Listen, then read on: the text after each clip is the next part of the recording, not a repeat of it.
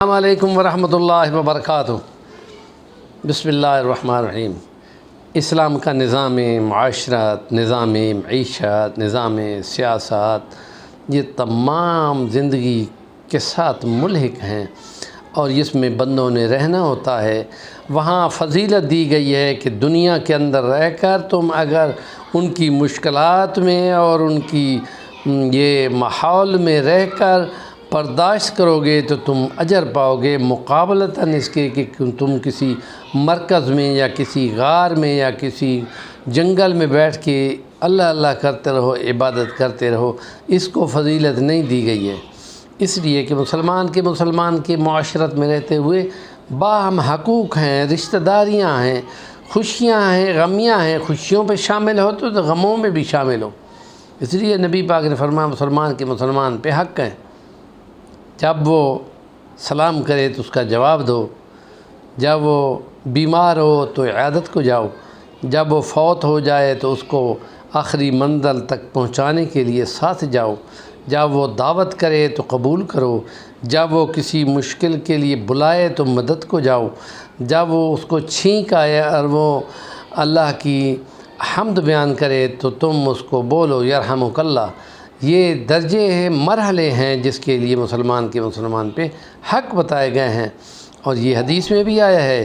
حضور نے سارے احوال بیان کیے ہیں، یہاں دنیا کے بھی بیان کیے ہیں اور آخرت کے محشر کے میدان کے بھی بیان کیے ہیں۔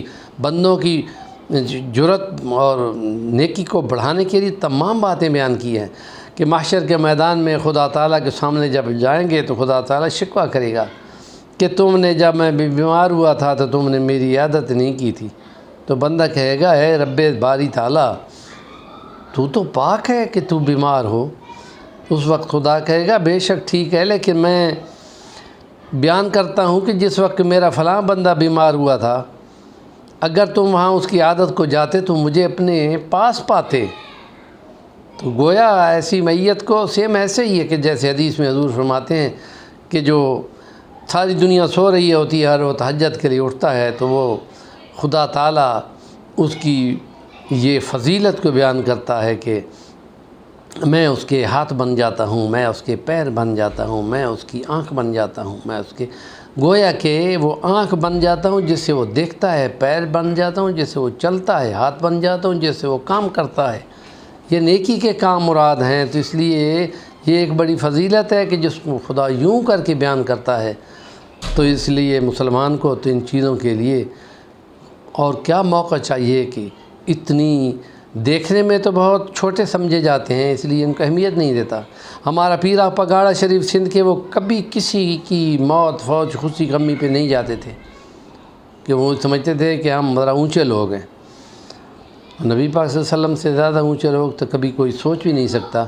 وہ ہمیشہ مسلمانوں کی خوشی غمی جنازوں پہ خود جاتے، جنازہ پڑھایا کرتے تھے، اور بیمار ہوتا تو عیادت کو جایا کرتے تھے۔ اس لیے کہ آپ کے اخلاق کو خدا نے کمال اخلاق کر کے بیان کیا ہے۔ ہمارے چینل کا نام ہے صفی الرحمن الوانی، ضرور سبسکرائب کریں اور کام کی بات کا کمنٹ ضرور کیا کریں۔